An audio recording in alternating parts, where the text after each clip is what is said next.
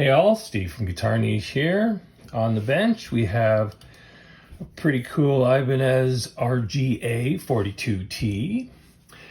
And the tip for today is how to deal with a locking nut that needs to be shimmed. A little tip to expedite your process here. Okay, but first thing we're going to do is come down to the other end and pop a retainer under there. This is just a simple tongue depressor. What that will do is stop the bridge from collapsing into the body, so we don't have to upset the apple cart. The next step is to release the pressure on the strings a little bit. Okay. Now I'm going to crack these bolts here. Top loaded bolts. If this was a back loaded system, the bolts going through the back, the process would work exactly the same way. You don't have to take them right out, just loosen them off a little bit. Okay, because now the nut is actually a little bit loose, and we bring out our secret weapon, this bolt. Now this bolt is, you can find this at a hardware store, anyone that's well stocked.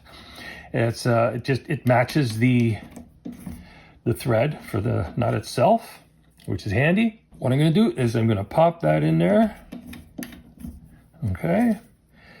Get out my appropriate shim.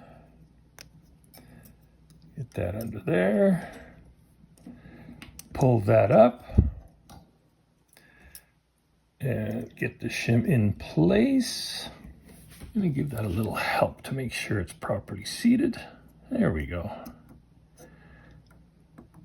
And even, good, just like that. Take the bolt out, okay, you see, and drive everything back together, like so. Okay, so I'll snug those up again. I'll tighten up the strings to pitch. If the shim is not enough, I can just repeat the process. Each time I will check the height at the first fret to make sure everything's copacetic for the setup and everything. And yeah, that's it. Once again, this is our secret tool for the job.